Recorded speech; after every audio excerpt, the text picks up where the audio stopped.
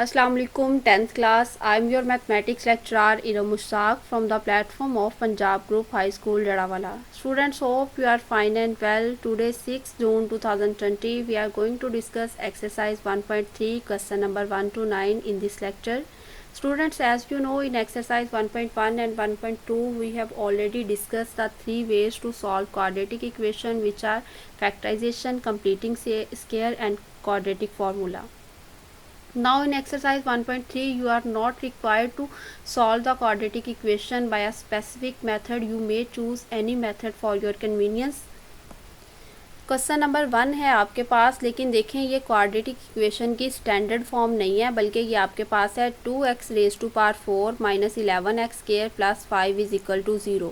इसको quadratic equation की standard form में लाने के लिए आपने जो वेरिएबल्स इसमें गिवन है उसको पहले जो है वो किसी ना किसी एक दूसरे वेरिएबल के इक्वल लेट करना है, यानी फ़र्ज़ करना है। उसके बाद जब ये क्वाड्रेटिक इक्वेशन की स्टैंडर्ड फॉर्म में चला जाएगा तो आप इसकी फैक्टराइजेशन के मेथड से, कंप्लीटिंग स्क्वायर से या क्वाड्रेटिक फॉर्मूले की मेथड से इसको सॉल्व करेंगे। सॉल्व करने के बाद बेटे जो आंसर आएगा वापस जो आपने स्टार्ट पे एक इक्वेशन फ़र्ज़ की हुई है उसमें वैल्यूज़ पुट करेंगे और लास्ट में फिर आपके पास वैल्यू आएगी। तो इन जो है वो फ़र्ज़ करने का तरीकाकार देख लें। यहाँ पे है x raise to power 4 variable वाली और x स्क्वायर। अगर मैं इसमें से आपने जो है इन दोनों में से किसी ऐसी वैल्यू को चूज़ करना है, वेरिएबल के इक्वल रखना है किसी दूसरे के, जिसका स्क्वायर लेने से दूसरी वैल्यू ऑटोमेटिकली आ जाए। यानी कि अगर मैं x रेज टू पावर 4 को y के इक्वल रखती हूँ तो उसका स्क्वायर लूँगी तो x रेज टू पावर 8 आ जाएगा, जो इस क्वेश्चन का हिस्सा नहीं है।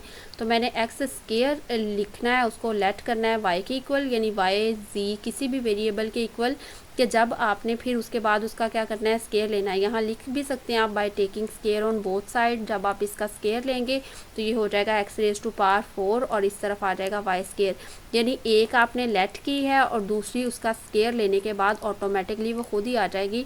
तो ये आपको फिर समझ आ जाएगा कि ये वाला जो है वो आपने ये लेट वाला जो हिस्सा है वो आपके क्वेश्चन का ठीक है। अब आपने x स्क्वायर की जगह पे इस क्वेश्चन में y पुट कर देना है और x रेज टू पावर 4 की जगह पे y स्क्वायर पुट कर देना है, जो आपने इस इक्वेशन से ड्राइव किया है। ये जो दूसरी आपने इक्वेशन बनाई थी, पहली क्वेश्चन में गिवन थी, ये दूसरी आपने जो लेट की है। Put x square is equal to y and x raise to power 4 is equal to y square in equation 1। तो इक्वेशन 1 आपने सबसे पहले लिखी 2x रेज टू पावर 4 की जगह पे y स्क्वायर, जो आपने यहाँ पे वैल्यू निकाली थी, माइनस 11x स्क्वायर की जगह पे y plus 5 is equal to 0। अब मैं फैक्टराइजेशन की मदद से इसको यहाँ पे सॉल्व कर रही हूँ। फैक्टराइजेशन का क्या तरीकाकार होता है, सबसे पहले वाली वैल्यू को भी ऐसे ही लिख देना है और लास्ट वाली को भी ऐसे ही लिख देना है। ये जो दोनों वैल्यूज़ आपने लिखी हैं इनको आपने रफ में जो है वो मल्टीप्लाई करके देख लेना है कितना आंसर आ रहा है। बेटे 10y स्क्वायर प्लस का आ रहा है। उसके बाद आपने ये जो दरमियान वाली टर्म होती है, ये जो है दरमियान वाली माइनस 11y, इसको नहीं लिखना, इसकी बजाय एक की बजाय दो टर्म्स लिखनी है कि उनको प्लस माइनस करें तो ये दरमियान वाली टर्म बने, उनको मल्टीप्लाई करें तो वो साइड वाली टर्म बने। तो माइनस 11y है, मैंने माइनस 10y माइनस y लिखा। इन दोनों को इकट्ठा करने से माइनस 11y भी बन जाता है और जब मल्टीप्लाई करेंगे तो ये आपके पास minus minus plus 10y square हो जाएगा।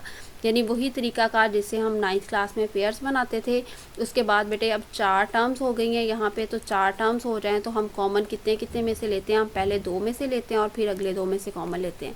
तो पहले 2 में से ये जो है वो आपके पास हैं पहले 2 2y स्क्वायर माइनस 10y, इनमें से 2y कॉमन आ जाएगा और यहाँ पे रह जाएगा y माइनस 5। इन दोनों में से कुछ भी कॉमन नहीं आ रहा तो माइनस 1 कॉमन आ जाएगा और यहाँ पे रह जाएगा y, चूँकि माइनस y कॉमन लिया है माइनस साइन चेंज कर देगा, यहाँ पे आ जाएगा माइनस 5। अब दोनों की ब्रैकेट सेम है तो ब्रैकेट्स को एक मरतबा लिख देंगे, यानी वो कॉमन आ जाएगा उसमें से y माइनस 5 और रिमेनिंग पार्ट इसका रह गया 2y और इसमें रह गया माइनस 1 इज इक्वल टू 0।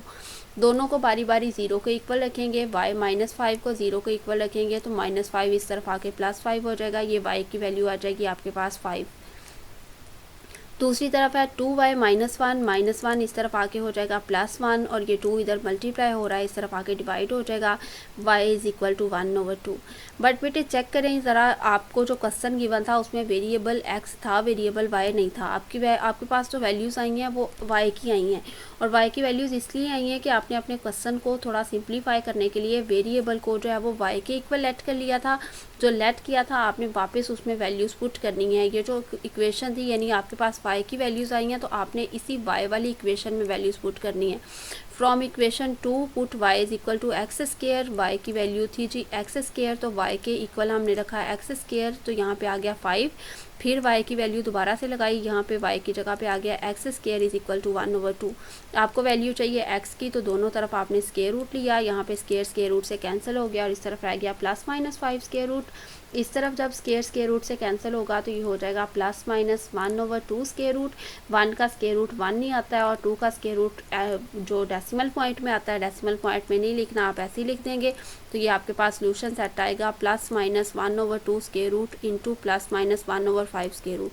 अच्छा, इसके 4 सोल्यूशन सेट क्यों आए हैं? क्योंकि इसमें इसकी वेरिएबल की हाईएस्ट पावर 4 थी। तो यहाँ तक आपका क्वेश्चन नंबर 1 कंप्लीट हो गया। क्वेश्चन नंबर 2 भी इसी पैटर्न से करेंगे। नेक्स्ट अब हम अगले क्वेश्चन को डिस्कस करते हैं।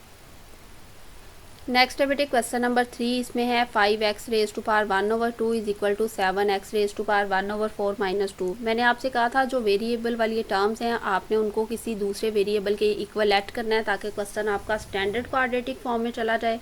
अब आपने दोनों में से किसी ऐसी वैल्यू को लेट करना है कि उसका स्केयर लेने से दूसरी ऑटोमेटिकली आ जाए। अगर बेटे आप इसको लेट करोगे तो इसका स्केयर लेने से बाहर 2 इस 2 से कैंसिल हो जाएगा, सिर्फ x की पावर 1 रह जाएगी। क्वेश्चन में आपके पास मजीद x की पावर 1 नहीं है बल्कि 1/4 है।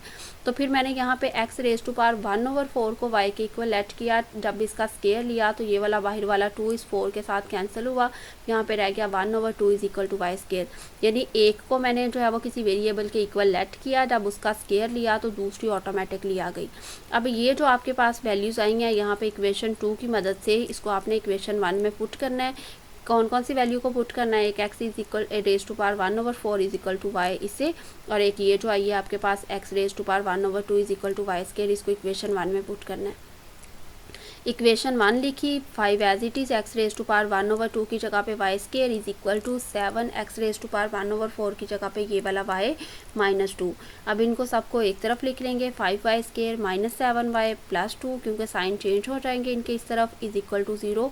अब ये क्वाड्रेटिक इक्वेशन की स्टैंडर्ड फॉर्म है। अब यहाँ पे हम इसके फैक्टर्स बनाएंगे। फर्स्ट टर्म भी एज इट इज़ लिखेंगे और लास्ट वाली भी एज इट इज़ लिखेंगे। इन दोनों को फर्स्ट और लास्ट वाली को मल्टीप्लाई करेंगे रफ पे, तो ये हो जाएगा +10y स्केयर। अब हमने जो है वो कोई ऐसी दो टर्म्स लिखनी है कि उनको प्लस माइनस करें, तो ये दरमियान वाला जो है वो -7y आए और मल्टीप्लाई करें तो +10y स्केयर आना चाहिए आपके पास।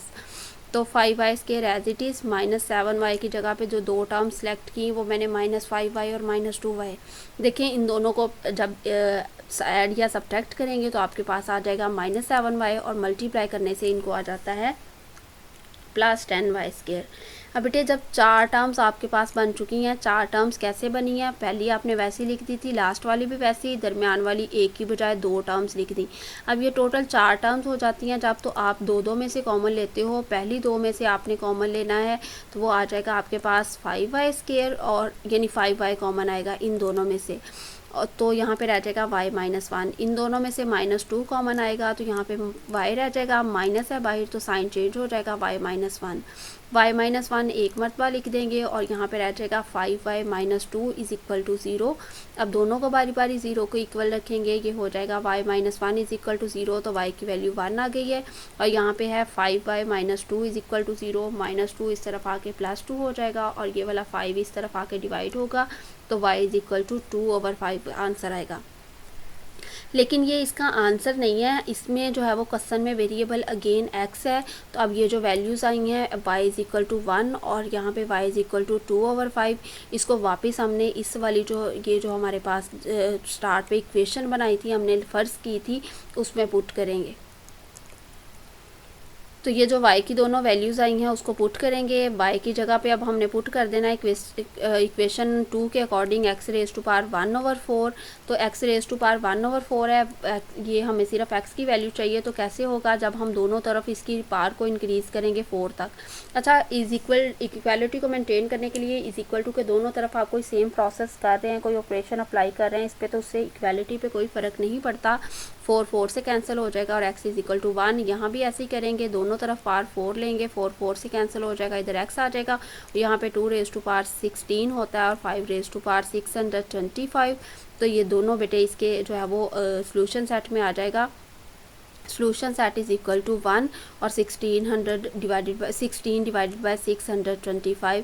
यहाँ तक आपका ये क्वेश्चन नंबर 3 भी कंप्लीट हो